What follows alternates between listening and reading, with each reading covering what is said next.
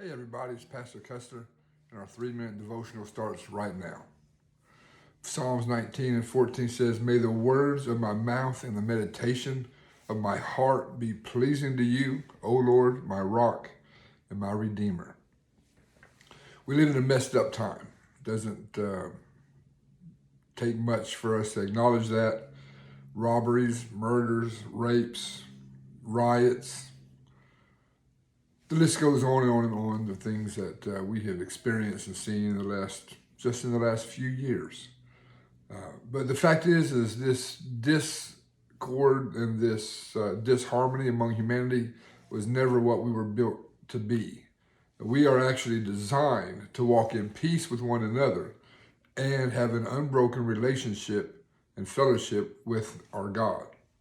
But when sin entered the world, the possibilities of that relationship were ended for a short time as God had anticipated.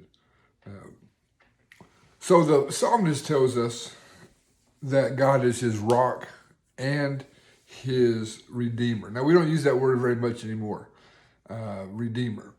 But to redeem means to buy something back. And to be able to buy something back, it had to at some time belong to you. There's a story that young boy had built a sailboat and he took it out, sailing it on the lake. And one day the winds picked up and the wind took his sailboat away from him. He ran and ran, couldn't catch it, couldn't find it. Sometime later, he was walking by a second-hand store there in his town and found his sailboat, his beloved sailboat, in the window. So he saved up his money, went in and purchased the boat. And the story says that when he was leaving out, he told the boat, he said, "Boat, you're mine twice. The first time because I built you, and the second time because I bought you."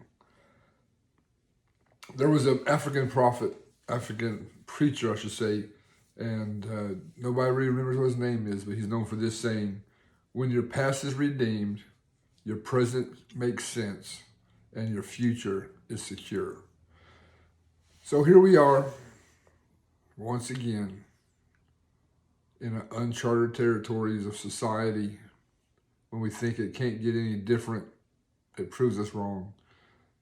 But we are redeemed through Jesus Christ and what he did at Calvary. He bought you back. He built you. He bought you back. And I encourage you today to give your all to him and let him be your God. God bless you. In Jesus' name.